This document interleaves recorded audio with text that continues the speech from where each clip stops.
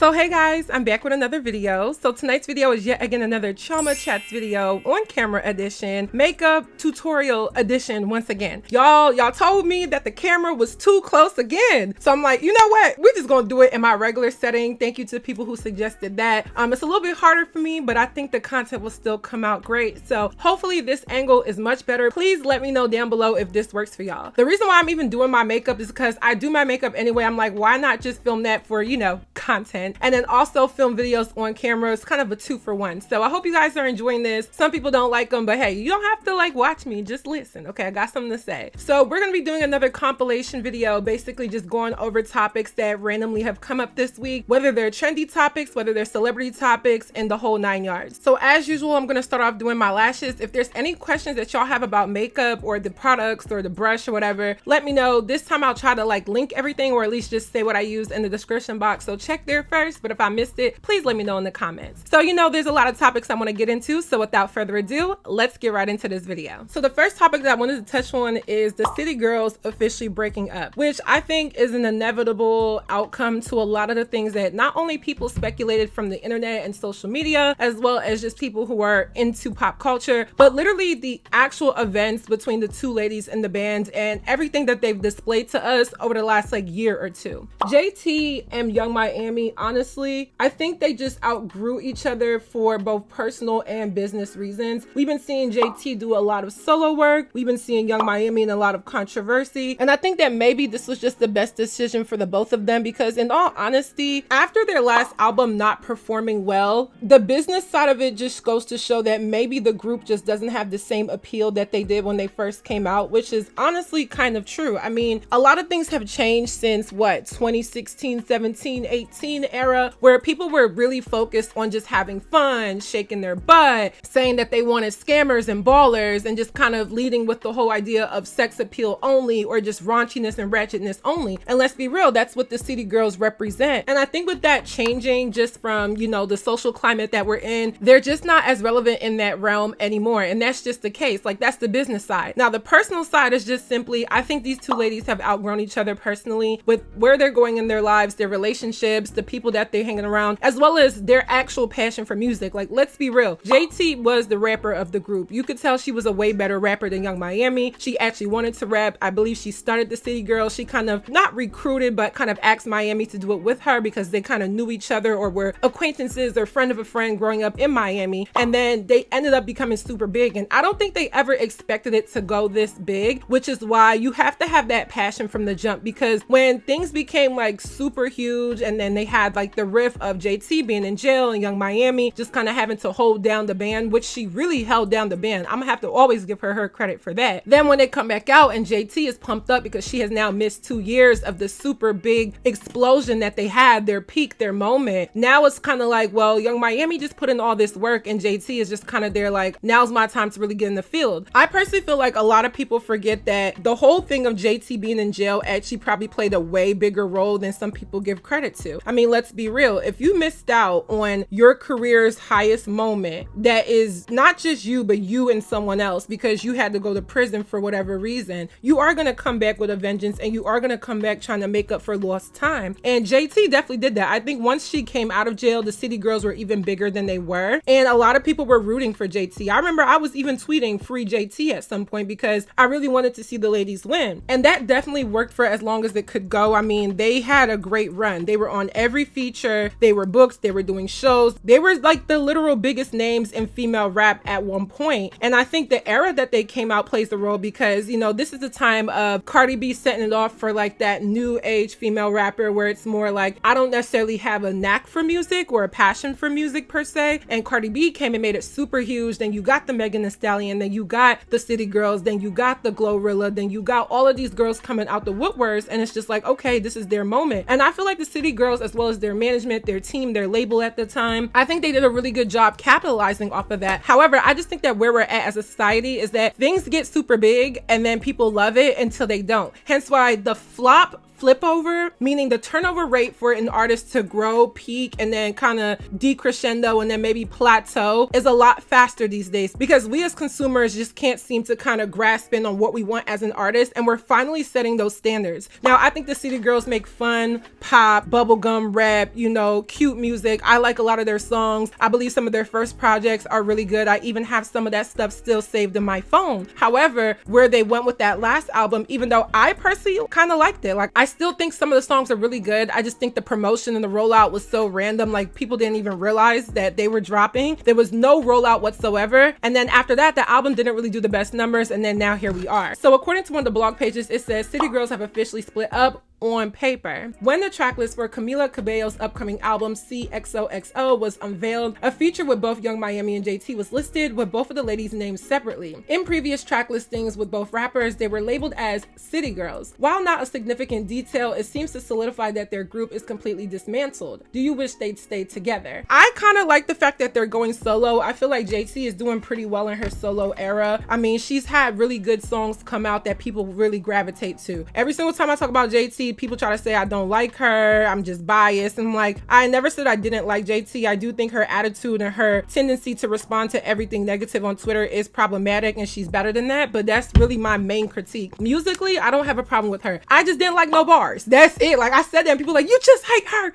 You hate her. I'm like, I just didn't like no bars. That's the only thing I didn't like. But her song Sideways, I'm a bump sideways. I think the song Okay is really good. And that's been blowing up a lot over TikTok and Instagram. And people have been really using that song. And I like the song. I feel like it's kind of like a baddie theme song at the moment. Honestly, both the ladies at this point, they're better off going solo. Like it does not make sense for them to be in a group when literally there's too many business and personal things that are going to restrict the success of the group. I feel like they have different guidelines as to what they want to do with their career. And that's fine. People grow and change. But then on the business side, the last album and the numbers and the performance is very telling as to where they are on the business side of things. So, I mean, it just kind of is what it is. They had a very, very good run. And honestly, when they first started, like, I don't think I thought they were ever going to be this big. So when they blew up and became like real deal staple pieces in female rap culture as of now, they actually proved me wrong and many others. So I think they should still be proud of what they've done. I hope they've been able to like reconcile for their personal discretion and just bury the hatchet. They claimed that they did on social media when they got into it a few months ago, but I kind of feel like they just agreed to be cordial for the sake of the fans because they knew that this was coming. I remember JT saying like, Carisha, I'll always love you, I love you. Basically, Young Miami said likewise, and I think that was them actually kind of unofficially telling the internet and the fan base that, you know, this is over, like it's ran its course, it is what it is. I think for the sake of legal reasons also, with what Young Miami is tied to at the moment, like it just doesn't make sense for JT to tie her name to Young Miami like on paper, because let's be real, all of that controversy is going to affect their music careers and then personally whether JT has anything to do with it or not. I know there was like a little viral post the other day where Young Miami was talking about how she had like the best features. Personally, I don't think they were the best quality features, but I feel like she did have a really good feature run where we saw her. So maybe the best public features, maybe not the best, but like she was very visible with a lot of features that she did. I mean, she had the opportunity to. She had to hold it down for the City Girls. But all in all, I don't think Young Miami is like a rapper per se. I think she's a pretty girl. She had an opportunity. She took it. She did the best that she could do with it. And now she can just develop into what she really wants to do. So for both JT and Young Miami, as well as the City Girls being over, I personally saw this coming. Did you guys see this coming? And I think it just ran its course and they will forever be solidified for what they did when they did it. And it's just time to move on. So the next story that I wanted to talk about is Chrisean Rock being arrested and sent to jail. Now, we haven't been seeing Chrisean Rock in the media and in the blogs like we used to, and thank the Lord that we haven't, because honestly, it was just getting very tiring. But she just ended up back in the blogs because as she was going to her child's father, who is Blueface, as she was going to his court hearing or court date or whatever it may have been, she ends up getting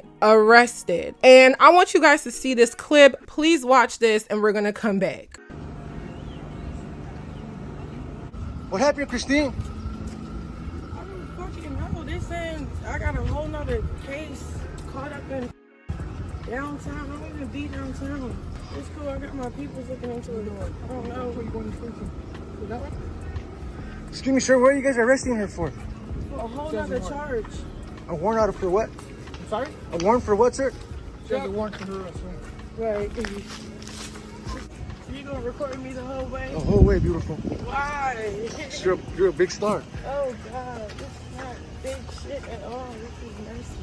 But who can like can I just like get talk to somebody because that makes no sense.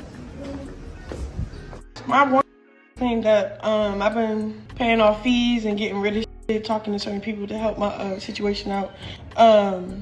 Cause you know I have my son, so the old me would have just turned myself in and dealt with it from inside to the outside of the jail. So whatever. So I don't be like, you know. But right now I gotta play cautious because you know I don't plan on being in jail while my son is growing. Like I just don't plan on that at all. So now let me say one thing here. And I know I've been on Chrisean Rock's tail and I really told myself like I do not want to speak about her anymore because I just kind of feel like I lose brain cells every single time I listen to her because it's very clear that this girl is not relevant without Blueface. There was a lot of people rooting for her, saying that all she needed to do was leave him and she can elevate. And as much as I feel like she actually could, I feel like she missed that window a long time ago. When she was really the scorned woman with, you know, her getting pregnant, people are gonna have sympathy for anybody that's pregnant, any woman that becomes pregnant, especially just looking at the circumstances of her and Blueface. I mean, let's be honest here. Blueface, he is not poop, okay? He ain't poop. At all, right? And there's a lot of women that can relate to dealing with a man like Blueface. I hope that you aren't. If you are, please stop. Okay? Please stop. Cut him off. Let him go. Log out. Unplug. Delete. Backspace. Do whatever you have to do to get up out of there. I know it's easier said than done, but please don't deal with something like that. But yeah, a lot of people felt bad because it's just like, wow, there's a baby that's going to be coming into this situation. The father is a degenerate. The mother is also a degenerate, but let's root for the mother because at the very least, she was a huge star on reality TV. The whole Baddies and Zeus Network, and then her also having the show with Blueface as well outside of Baddies, like a lot of people were rooting for her. So according to the Neighborhood Talk, it says, neighbors, we can exclusively confirm that Chrisean is now locked the hell up after she showed up to court to support her jail bae Blueface, completely forgetting about the active warrant that was issued for her own arrest. If you can recall, Chrisean previously addressed an active warrant on her Instagram live earlier this year and mentioned that she had no plans on turning herself in. Why? Well, she said she didn't want to be away from her son, Chrisean Jr., or as Blueface said, little Charles Barkley. Wow. That is just so messed up to say about your own child, but it's Blueface. While we're not sure if today's arrest stems from the warrant she discussed in March or if this is something new, it's important to note that the warrant that she addressed on live was concerning an incident from 2022 that includes drugs and traffic charges. Chrisean has been connected to a number of legal situations, including the alleged assault of Tamar Braxton's background singer, which she denied, but video evidence showed he did sustain injuries from someone. Chrisean showed up to court with the baby. It's no telling when Chrisean Sr. will be released. We know she'll be fighting tooth and nail to get back to her son. Now, Neighborhood Talk, that was messy, but I like that one. I'm not gonna lie, I like that one. The thing is, it's been a few days since this happened and I still haven't seen her be released. So I think that's crazy that she's just sitting in jail as well as Blueface is sitting in jail. The nastiest part of all of this is that Chrisean has more concern for Blueface than she does herself or her own child. I mean, you're coming to court knowing you have an active warrant, knowing that they will arrest you. And I'm not gonna play that, oh, she didn't know. She likes to play dumb, and I told y'all, that girl is not as dumb as people think she is. She may be aloof when it comes to her self-worth, but when it comes to things that are going on in the manner, she's not that dumb. She is very deep fried in the fact that she feels like she's above a lot of stuff because she's been hyped up by Zeus and social media, as well as the following and the money that she's now making. But outside of that, she knows exactly what's going on, and she risked it thinking that she's above the law because of who she is, when in reality she's not. You can't have an active warrant from 2022 and then go to the courthouse and think that nothing's gonna happen to you. Like, did we not forget that she was on Baddies literally trying to run and evade an arrest, knowing that she had a warrant out for herself? So her saying that, oh, I would just turn myself in if I didn't have my son, that's BS, because you didn't turn yourself in when you were on Baddies. You were ducking and dodging. You didn't want to go out to the club because you knew they were coming to get you and they were looking for you. And then now she tries to act as if she would have done the right thing if it wasn't for her son. No, for your son, you should have turned yourself in. That way you can get the ball rolling, get arrested, possibly bond out, bail out, and then go about your life. But for you to show up to the court date as this trophy wife baby mama of Blueface, the one that's been holding him down, when you just got on live the other day basically saying that he's been talking down on you, he's mad, he broke up with you through jail, which is even crazier. Like, who lets somebody control them when they're in jail. Like, how can you let somebody that is being controlled and behind bars control you and you're free? You can't make this stuff up. I swear you cannot. But yeah, she's walking into the courthouse and she's acting all oblivious as to, I don't know what's going on. I don't know this. I don't know that. Babe, you know exactly what's going on. You know exactly what was going to happen if you would have touched down in a courthouse or anywhere there's law enforcement where they can run your ID and check to see if you have active warrants. I'm surprised she hasn't been pulled over all this while and they try to run her record and say, hey, you actually have an active warrant. We need to take you to jail. But the girl is just so annoying to me because she has been praised and put up on this platform as if she's somebody to look at. And I think people at this point are laughing at her and not with her, but she thinks this is cute and funny to hold it down for your baby daddy when in reality your baby daddy's trash. I mean, he treated his first baby mama like trash. He used you in a sense to treat his other baby mama like trash, but because there's this tit for tat, Jaden Alexis versus Chrisean Rock, now you think that you have the up one because your career just took off and it was a better promotion for Blueface. I mean, Blueface was doing his thing. They said that he had investments and he used this bust down Tatiana money pretty well. I would hope so, you know what I'm saying? If I had like a one-hit wonder type of deal and I made all this money, I would hope that I was smart enough to invest it, knowing that not everything in the music industry, let alone entertainment, lasts forever. You could be the biggest actor on a #1 show, but then after that get no work. Or you could have the biggest song for the summer and then come the fall season or the winter season, now your song can't even get on the top 100. So I hope that he did invest, but then when he did like his Blue Girls Club, which I still never watched and never will, she was just a breakout star and he probably saw like, hey, I can really exploit this girl and make something out of this. And he played all of the women in his life, I mean, to do what he does. He is a self-proclaimed pimp, so I don't think it's that shocking, but at the same time, for him to be in jail for something and controlling Chrisean Rock and they're in a relationship, she just wants to be down so bad, and that's what makes it so bad. Like, literally the problem here is that she wants to be a ride or die and she keeps dying and she's not realizing like, you're not a cat, babe. You do not have 9 lives. Every single time you ride or die for this man who is not worth riding and dying for, you're losing yourself to the point where now you've actually become dead in a sense because people don't feel sorry for you. And remember, she lost a lot of followers. She literally like lost like 1 million followers or something like that. I may be exaggerating. And then on top of that, she's not on baddies anymore. So it's like your relevance isn't really there for what we originally knew you for. And all we see now is you pop up on Instagram Live every so often. And it's only when you're talking about Blueface. People try to say like, oh, she's going to be able to like do better and move on.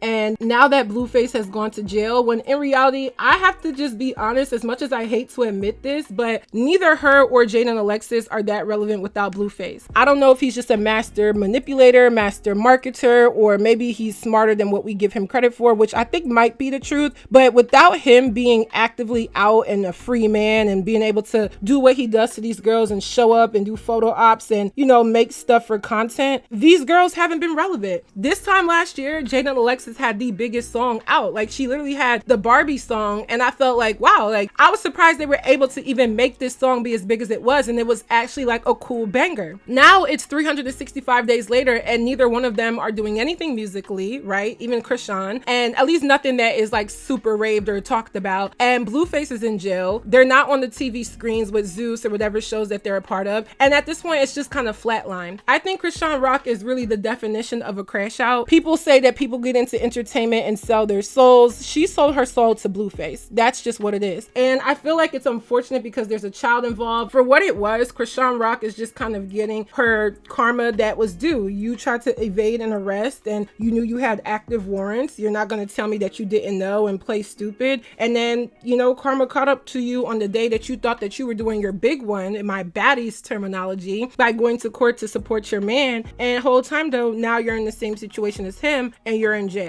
I don't feel bad for the girl. I feel like, honestly, a lot of the reason why we have been seeing this, as well as the jail calls with Blueface and him being able to make posts, is because Blueface is about to get out of jail. I think his sentence was like 6 months and he got arrested in like January, because I remember it was the beginning of the year. And at this point, he's about to get out. So maybe by next month in July, he'll be out, and then we'll go back to the shenanigans, of course, because I already see it coming. So I feel like a lot of this is kind of marketing in a way, like not the arrest, because I feel like that was just her being dumb. But the fact that we've been seeing them a little bit more come back to social media with blogs posting their live streams, it's giving marketing for his return. Don't underestimate anything that these people do. This is all a ploy for entertainment, and that's what these people do best. They sell their souls and they sell everything about them, whether it's going to cost them their relationships with people, them being good parents, or whatever it may be, to entertain, and that's how they make their money. It's very sick, but hey, it is what it is. Now, another story that I did want to talk about was the First Lady of Nigeria, like the actual First Lady, the president's wife of Nigeria, making some very condescending remarks about Americans. Now, I know I've been controversial on my channel about speaking about the diaspora because people just want me to be one of those African girls that does not like Black Americans, and I hate to tell you, but that's not true. I have no problem with any Black ethnicity at all, and I never will, but I do think there's times where we have to be honest about how we got to the diaspora war, let alone what's happening. I can never sit here and be like, oh, this person started it, or this person unprovokingly saying this or whatever, because it comes from both ends, and I think we have to be very clear about that. I'm someone that grew up with Nigerian parents, but I was born in America, but I'm literally living the Black American experience, and not with everything, not with the culture all the time, and not with the history, but the experience of being a Black person in America as of 2024. So it's kind of a clash where you have this heritage, but you also have what your everyday life is and how people perceive you before they know your heritage. And to be honest, that's just been since day one for me. So when I see things that are condescending on either side, I just don't like it, because I feel like I'm super immersed in kind of a little bit of both. And I know people don't like the fact that I say that, but how can you tell me my experience when I sound the way I do, I talk the way I do, I live here, but like there's also this back end portion to me as well. And it's not really back end, like back burner, but like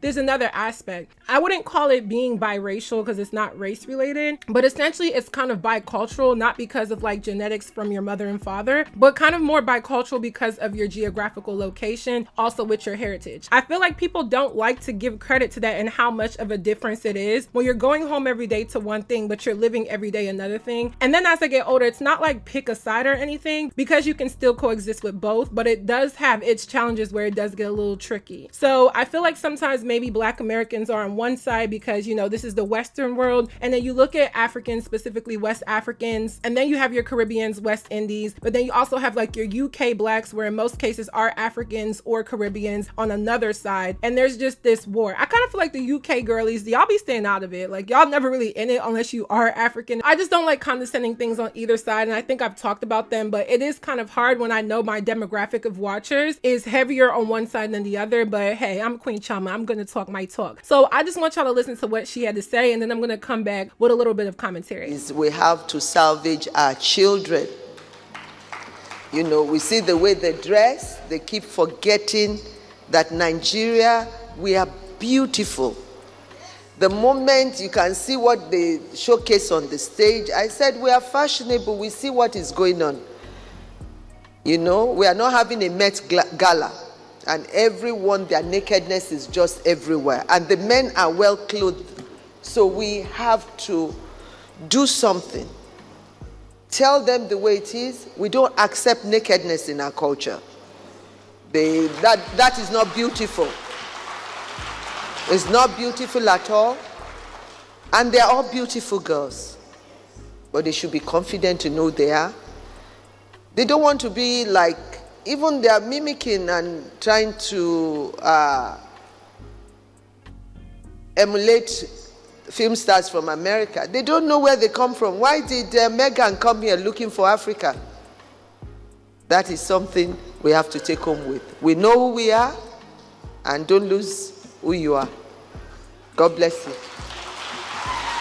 So you guys just heard that, and I want to read what was reported on the Neighborhood Talk. So it says, neighbors, just weeks after Meghan Markle's visit, Nigeria's First Lady issued a warning to the nation's women. Don't lose yourself trying to emulate American celebrities. First Lady Senator Oluremi Tinubu, wife of President Bola Tinubu, wasted no time seemingly shading Markle while speaking at Abuja to mark the first anniversary of her husband's administration. We have to salvage our children, she stated. We see the way they dress. We are not having the Met Gala, and everyone, the nakedness is just just everywhere, and the men are well clothed. Tell them we don't accept nakedness in our culture. That is not beautiful. It's not beautiful at all. She continued. It's important to note that she didn't mention Markle by name. She did reference Markle's visit to Nigeria, where she revealed she's 43% Nigerian. Why did Meghan come here looking for Africa? That is something we have to take home with us. We know who we are. Don't lose who you are, she stated. So to me personally, as a Nigerian, I am kind of confused because I kind of feel like the message was there and the message was great up until she mentioned kind of the American aspect, because although I do think she just simply meant Americans in general, because let's be real, the American culture is very naked and very sex driven at the moment. And you can say it's global and worldwide, which it is, but with the notion of Americans kind of setting the standard for a lot of things and the rest of the world kind of following, I do believe that Americans in general, like just the influence, the trends, the way of life, and maybe the commodity of the American dream is very heavily present and influencing in other cultures, even outside of African cultures. So her message essentially wasn't wrong, because nakedness is very much out there, and it's not just the tribal or the ethnic nakedness that you may see with some of the dancing and the cultural aspects of what people maybe wear in Africa during cultural traditions, or even in the West Indies and Caribbean cultures such as Carnival, because those things are considered to a certain lens very risque or very revealing, right? We can be honest. But I do think Americans sort of push the line with what is worn, especially in public spaces, that represents people within the culture. Now, I do see why this can be offensive, because I think anytime an African says anything about Americans, just Americans, the Black American diaspora is going to take that as an attack on Black Americans. But I personally, not even being biased at all, I don't think she was pinning out Black Americans. But I do think that it still was very weird and risky to say, because it's going to be picked up in the diaspora war and shared to Black Americans. I don't think the message was necessarily wrong. I was with her in there for a second. She had me in the first half, but I do think that overall with what she said, it was kind of condescending, because essentially what you're saying is people shouldn't dress a certain way, which in itself can be problematic, even though that is your opinion and you're free to, you know, behave that way and also feel that way. I don't think that's wrong. However, knowing how it's going to be perceived and not recognizing that and choosing better verbiage, to me was very problematic and a big issue to me. Someone in the comments literally said, but y'all accept your husbands having multiple wives, side women, numerous children, the beatings, the humiliation, but you're fully clothed, so it's all good. And I think that's kind of like a funny jab, because let's be real, it happens on both ends of the diaspora. Like, there are so many negative aspects of the African cultures, you know, that are very outdated to me and very problematic, very sexist, and there's a lot that I don't subscribe to, even as a Nigerian myself. But I also see that there are also very big negative aspects in Black American culture that I also don't subscribe to and don't agree with and I've spoken against. And I feel like diaspora wars as of recently has taken an uptick. I've seen a lot more conversation about this on Twitter or X or whatever, and I don't think it helps the cause, because at the end of the day, the root of the issue is not one side that's even in this war. It's literally the European influence or even white American influence that causes a divide. But for some reasons, both sides keep bickering back and forth with each other. I'm someone that kind of just wants all of this to go away, even though it probably never will, or by the time it does, it may be past my lifetime. I don't know. I feel like there's been a lot of progress made, because at the end of the day, we do see like African music and Afrobeats and Mampiano kind of making its way into the Western world. And we also see that a lot of Black American culture has made it into Africa over the years, way earlier, and even other parts of the entire world as well. So a lot of the comments that I saw is people saying, well, I told y'all that Africans don't like Black Americans. And again, I don't think this was a direct attack to Black Americans, unless she would have directly said that. So I kind of feel like in a way that is projecting the issue, because that's not what was stated. But I do think it's fair to say that it can be implied. But when people say Americans, I think people need to understand that a lot of Africa, yes, may be infiltrated by China and even America in certain ways as well. But a lot of things that they're looking at in Africa, and this is coming from someone that just went to Nigeria less than a month ago, is not just a Black American scope. Like, it's really just the idea of America as a whole, the melting pot, the government structure,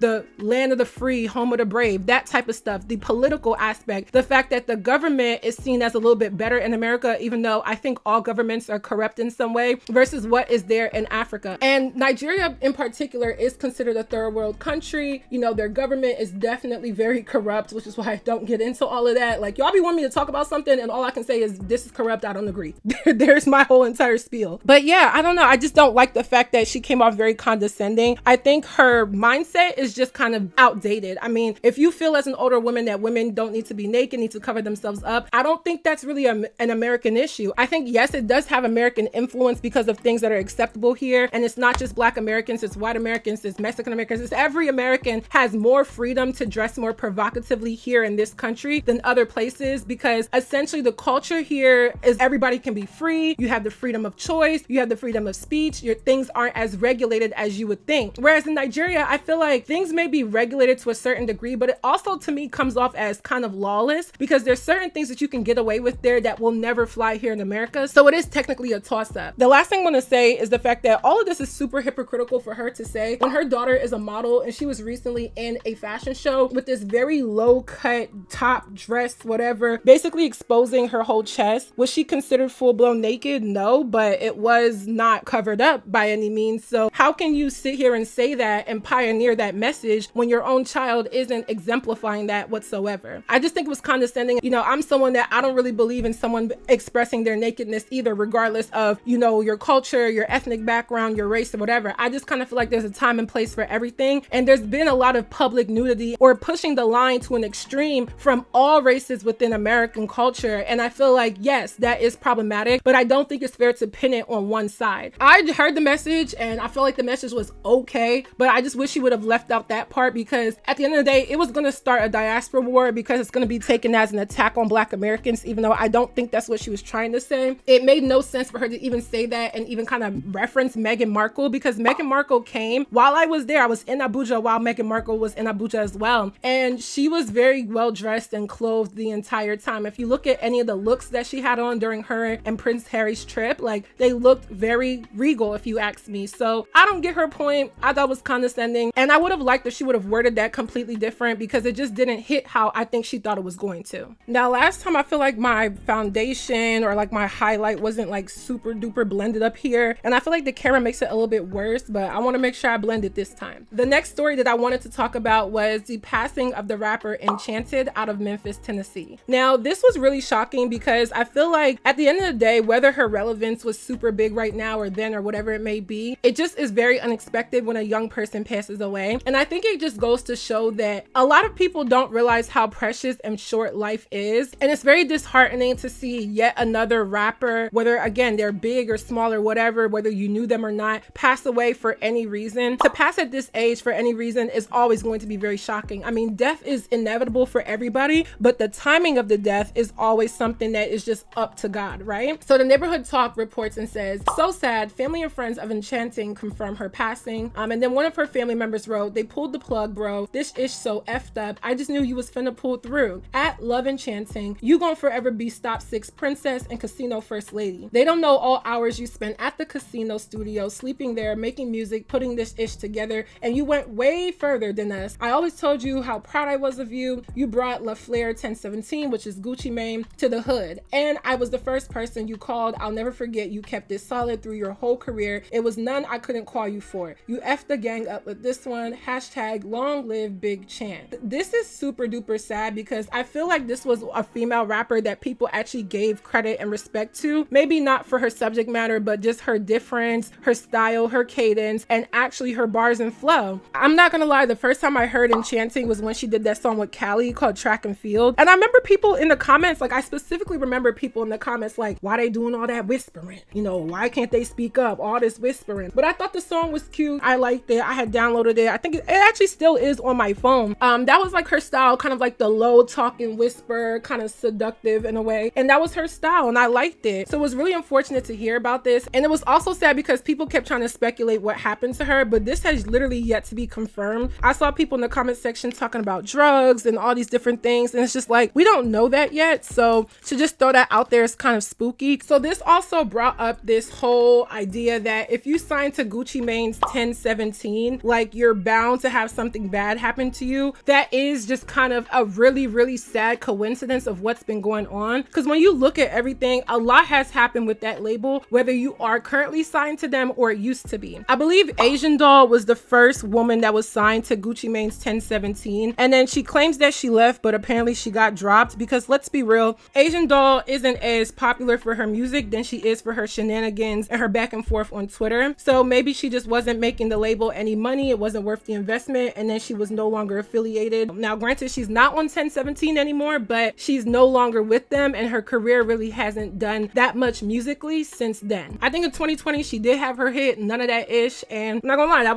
was a cool little song right there, you know what I'm saying? But I don't know, I just don't think anything has happened since. And then you had the rapper Pooh Shiesty, who blew up also in like 2019, 2020. He had the song 762 God, and he was really the biggest rapper that came out of like the 2020 COVID era, if you ask me. He had the Back in Blood song. I believe he was even on the, what was it called, Beatbox remix with Spot 'em Got 'em. How do I know all this stuff?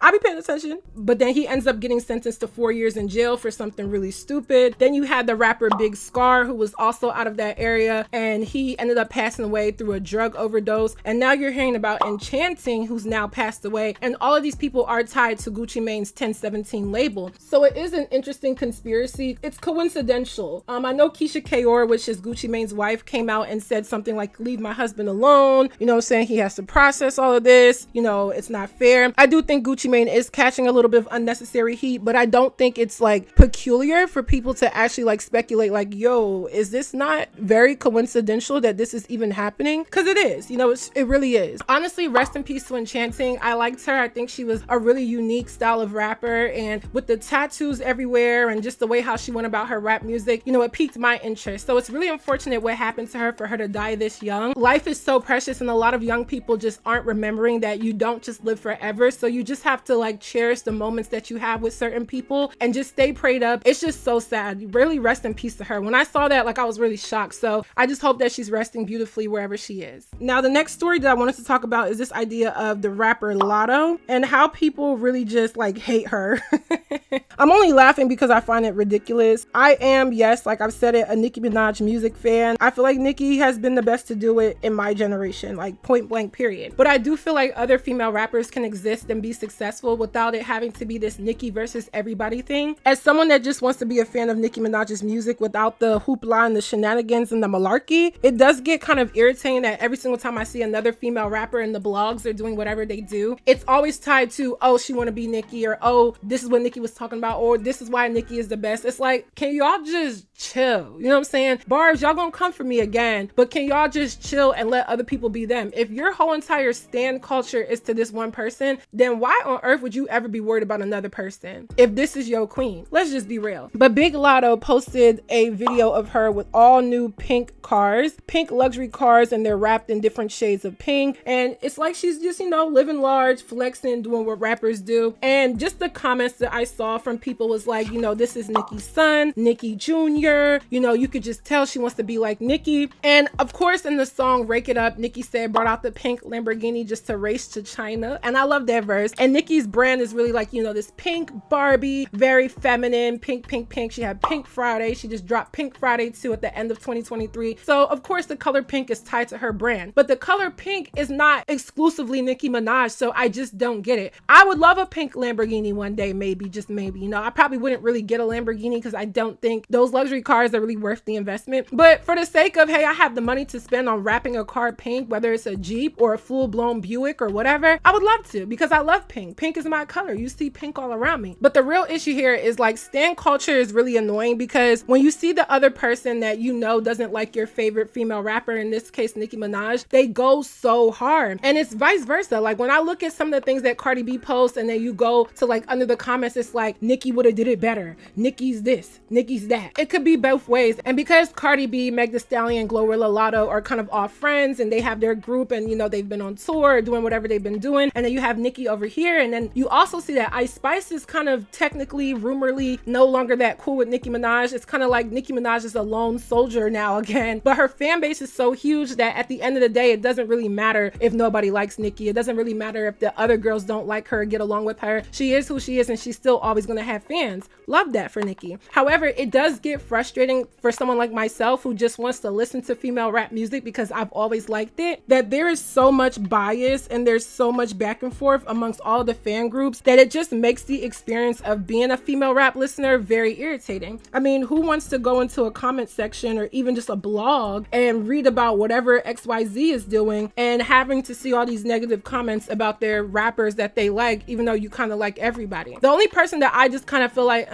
musically, you know, I liked you, but now I just kind of feel like it's whatever, is Cardi B. But I have my reasons for that I think a lot of people agree with or respect. But I've always given Latto her credit. I've always given Meg Thee Stallion her credit. I've always given Glorilla their credit. Even when I didn't like certain certain songs and I stated like, yeah, I really wasn't feeling that. When they did good and I liked it, I said that they did good and that I liked it. But it's like people want you to choose a side and pick a side. I'm like, bro, this is not elementary school playground. I don't have to pick a side. You know what I'm saying? I can like all of you people. And people see that as, oh, you know, we can't like you. Now we're going to shame you and whatnot. And it's just like, can y'all just get off of somebody's top? Like, if I've ever seen meat riding, this is meat riding. The way how the female rap stand culture goes for each other. Some of y'all really do need to wake up and touch grass. And I hate telling people to touch grass, but this is really what they mean by touch grass. Somebody rapping their car in pink does not mean that they're trying to be like somebody else. The color pink is not exclusive to anybody. And yes, you have brand recognition with the color pink for Nicki Minaj, but at the same time, I like the color pink. So if I'm the next big rapper tomorrow, are y'all gonna tell me that, hey, Chioma just wants to be Nicki Minaj because she wrapped her car in pink, or she wore a pink outfit, or she was animated on a song? Yes, there's influences and people have paid their respect, but for how long do you have to keep saying like, oh, I respect this person, I like their music, and then still do your own thing without you being called out for trying to be like somebody else? Like, it's annoying. It's so annoying. I hate seeing it. I'm always seeing it. I'm just like, are y'all ever going to just let people be their own self? Like, have your opinions and comments, but to go hard every single time and find every reason to throw somebody else's name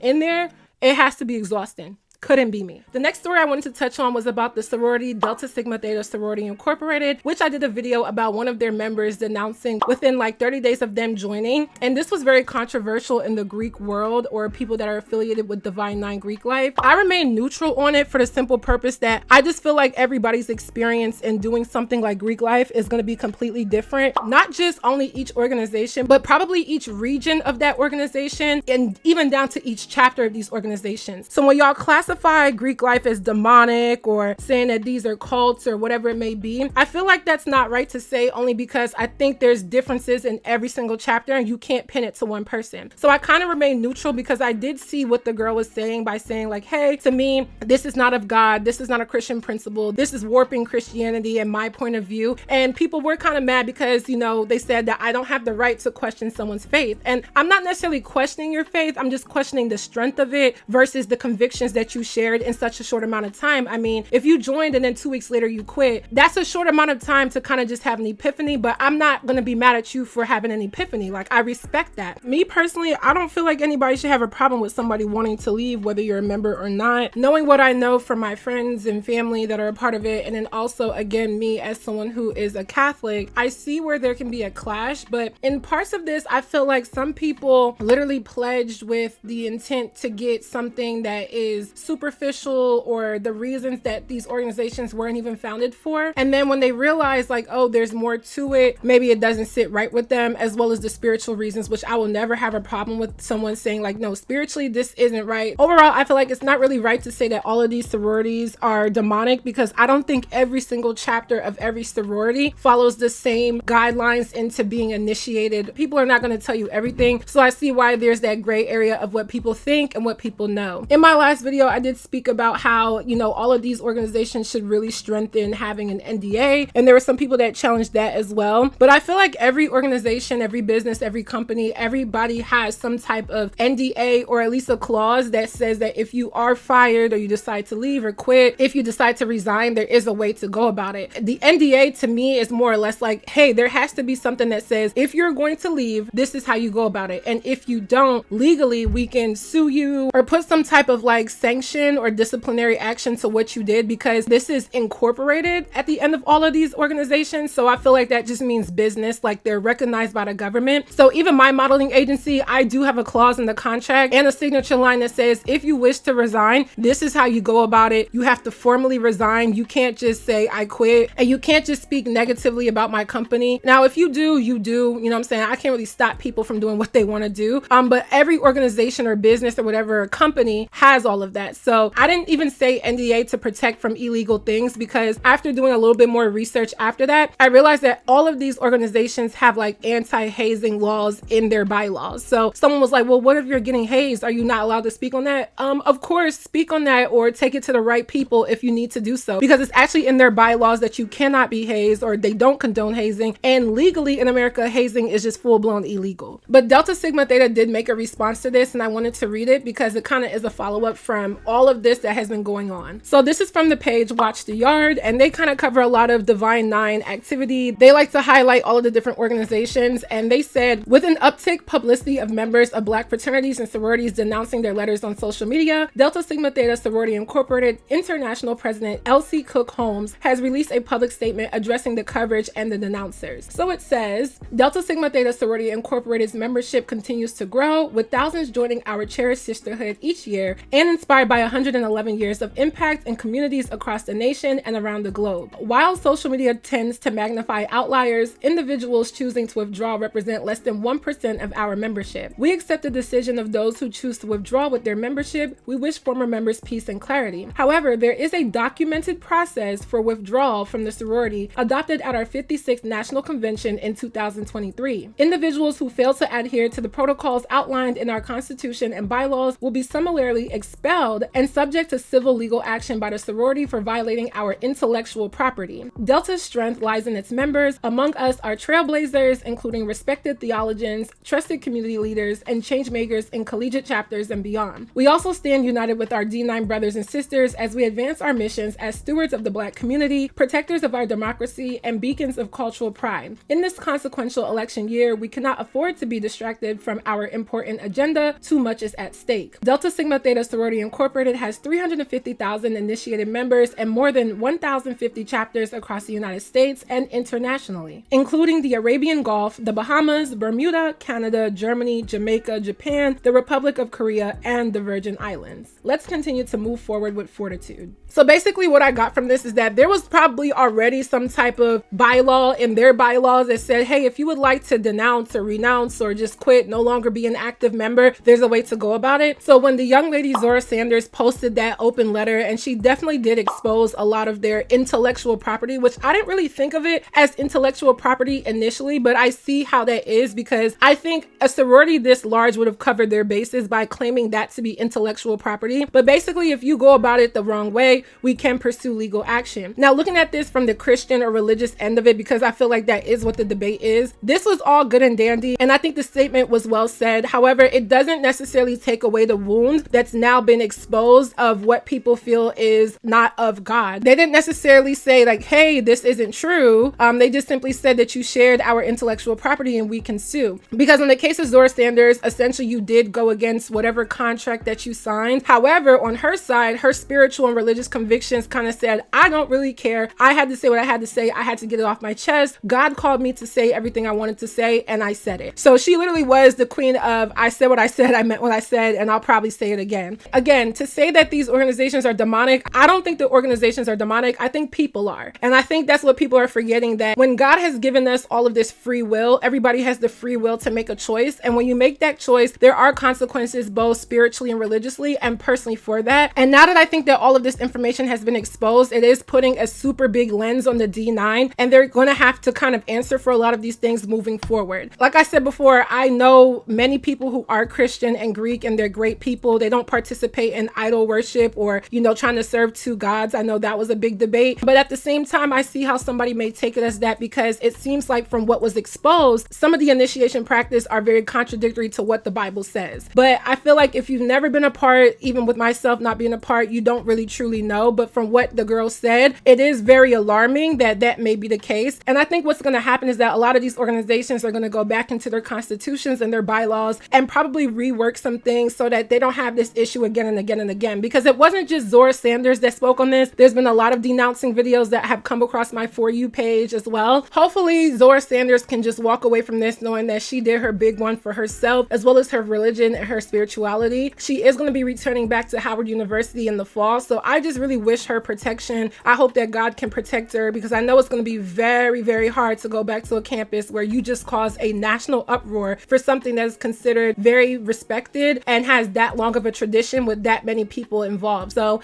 I wish her the best, and I just want to see what happens next. The next story I wanted to talk about is Nicki Minaj posting this cryptic message about either her being single or something dealing with single. So she randomly posted on Twitter and said yes, and then she put single and put ... Now this was interesting because it comes off as maybe something was going on in the home. As we all know, Nicki Minaj is married, so for her to say single and the controversy that has surrounded her marriage ever since she got married to Kenneth Petty, there's been a lot of people that felt like that was just a huge loss for Nicki Minaj's respect. And yes, I am a Nicki Minaj music fan, but at the end of the day, I just don't feel like that was a good choice for Nicki, regardless of love. Someone that has that type of past tied to them, it's gonna have to play out for you as their wife, especially for your children. And it's not like he just was in jail for, you know, money laundering or fraud or something like that. This was something that was a super violent crime, and one of the things that is very unforgiving for anyone. I remember a few years ago when this all hit the news and it was a big thing, I talked about it, and I'm not gonna lie, I honestly only looked at the side of Nicki Minaj stating that the victim went and recanted her statement, and that's if that's even true. But in that moment, I will apologize and say that I didn't really look at the fact that Nicki Minaj is the bigger person. She has more money, she has more leverage, she has a lot more appeal, and you know, having this kind of be swayed her way maybe a little bit more, that all of that could have just been hearsay. All of that could have very well not been true. So those videos aren't even up on my channel anymore. I had to take those down because it just didn't sit right in my spirit that I could possibly defending something that I would never ever defend if it was anybody else. But I do think her husband having the record that he has been a very big detriment to her, and not maybe her career, but just overall to her reputation and what people expect of Nicki Minaj. I think if Nicki Minaj would have married like Nas or something like that, she would have a lot more like power in everything. But you know, you love who you love and you can't tell people who to love. But at the same time, this was taken as Nicki Minaj is dropping a single, because she didn't say I'm single. She didn't say like, oh yes, my marriage is over, or yes, I'm single, nothing like that. She just said yes, single. And I'm not gonna lie, I feel like this was for attention, because Nicki, she can't act like she didn't know where this was gonna go. She can't act as if people weren't gonna think that she was talking about her marriage, her relationship, because I think that's the first thing that went to people's mind because of how controversial her relationship has been ever since she got with Kenneth Petty and then also married him. Then she posts this little cryptic video of her basically saying that if you're a mother, you're doing the damn thing. Let's check that out. And then one day,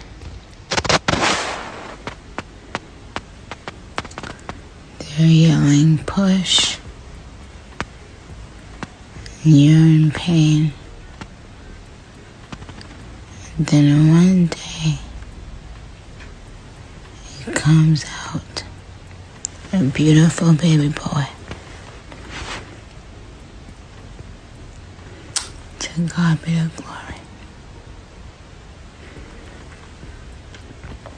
Congratulations to every mama out there. You're doing a great job. In case no one's told you that, you're doing a great job. So then that just kind of like sparked things even more, because it's just like, what are you saying? Are you tired? Do you not have any help from your husband? What's going on? People were just like, we don't know what to expect. We don't know what is going on. Like, come on, Nicki, give us something. But then she posts another video of her husband, and her child getting onto their private jet, which basically simmered down the rumors to say like, nope, everything is good at home. I just thought this was kind of all for attention, if you ask me. Again, still like Nicki for her music, but I just kind of have to call a spade a spade. It was definitely giving attention seeking, because she knew exactly what was going to come with that type of, you know, lackluster tweet that didn't really say much but said something that could have been taken anywhere. I feel like if you were dropping a single, just say a new single is coming, because Nicki Minaj never is scared to talk about, hey, I'm the best rapper, I have new music coming, all of this stuff, and she's been on tour. So I mean, it just makes sense for her to just announce something musically. I don't know, I just didn't really care for this antic right here. A lot of these female artists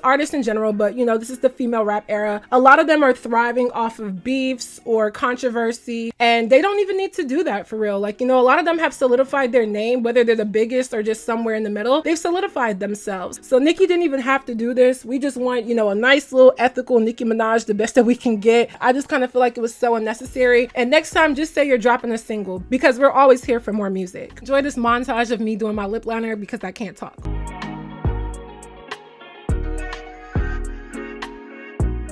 So the last story I wanted to talk about is Tyla, who is a South African singer. She's coming out of Johannesburg in South Africa, basically claiming that she never said that she wasn't black. Now, I feel like this is like such a irritating thing to cover because it just goes to show the ignorance that a lot of people have, especially black people. Like, I just gotta keep it 100. Let me put on this lip gloss.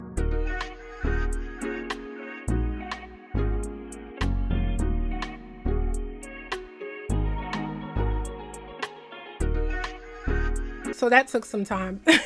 Now I'm just gonna blend because sometimes I feel like I don't really blend all the way. But anyway, Tyla is literally talking about how she is like not a black person, but saying that she never was black. And again, the ignorance from black people just kills me. And I think this is where I do have to say that black Americans have to be held accountable, because people are not realizing that race determinations are different in different countries. In a country like Nigeria, for example, of course, people are gonna say that they're black because they are black. However, to determine your race on an application or whatever, nobody cares. Okay, I'm saying, because almost everybody in here is black, so it doesn't matter. Those things aren't looked at the same like they are here in America, where race is everything in America. So Tyla does an interview on The Breakfast Club, and here's what she had to say. Only on these debates that they be having about your identity as a South African colored person. What does that even mean?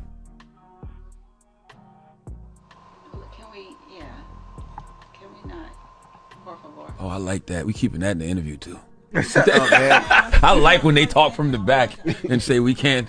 I like that. So basically, she didn't have anything to say. She turned to her management or her team, and they basically said, yeah, we're not going to talk about that, because I think it's way too controversial, because it seems to be like a point of contention for Tyla and how people buy into her. Now, the thing is, again, in South Africa, the race determinations are just different in America. And in America, again, race is a very huge deal. When people say that they don't see color and you're American, you're a liar, because I see color every day when I walk outside. We recently had the Tulsa, Oklahoma massacre that happened a long time ago. Basically, those claims of people trying to seek reparations were dismissed, but we do have the American government giving out millions of dollars to things that don't necessarily have anything to do with what has happened here in America. And that's because of race, point blank, period. So I see race, we see race in America. However, how somebody identifies themselves outside of America can be very different, and that's just the case. Just putting on a little highlighter here, you know, I gotta stay shining. Shining, shining, shining, shining, yeah. Shining, shining, shining, shining, yeah. Now, being that I grew up where people thought that Africa was a country and not a continent, it's no surprise to me. And I don't even say that to be disrespectful. I say that to just say there's a lot of ignorance with people. And I think with this one being geared more towards the black community, saying like, oh, well, you're a black girl in our eyes, when in reality, she wouldn't even be black in America anyway. She would be of black descent to a certain degree, but we'd also consider her biracial or multiracial or mixed, and not necessarily a monoracial black girl. So I don't get the push for her to have to be a black girl in America, when in her country she's not even considered that,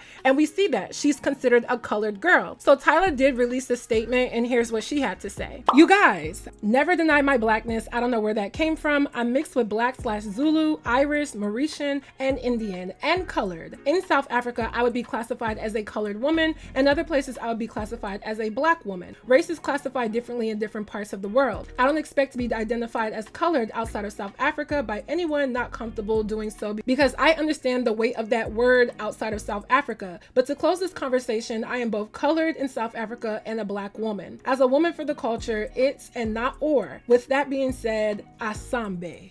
Where's Asambi? Please let me know if I got it right or wrong. Where's the Ashambe? Let me know. I know how things are different. So some of the comments on the Shade Room literally say, America's obsession with race is weird. I don't think it's weird. I just think it is a part of the American culture where race is a big deal. It may be weird to some, but you have to see yourself as a part of a race in this country, because everywhere you go, you are being identified or even judged because of your race. And that's just the history of America. So I wouldn't say it's weird. I just think it's very important, more than it should be at times, but at the same time, it is an obvious construct of being an American. And then someone said Black Americans, when they realize their culture doesn't revolve around the whole world. And it's not necessarily the culture. I just think that maybe, yes, Black Americans do have this thing where we want everybody to be Black. We need all Black members. But remember that even in Black communities here in America, not everybody resonates with the Black experience. Some people are multiracial. Some people have one Black parent, one white parent. And that doesn't necessarily mean that they are Black. I do think that there is a tendency for Black Americans to say, I want this person to be Black, or this person's Black, or you got a little bit of Black black in you, you black, when in reality, that isn't scientifically how this works. So as usual, I gotta draw my mole back on. And like I stated in my last video, I got all of my moles removed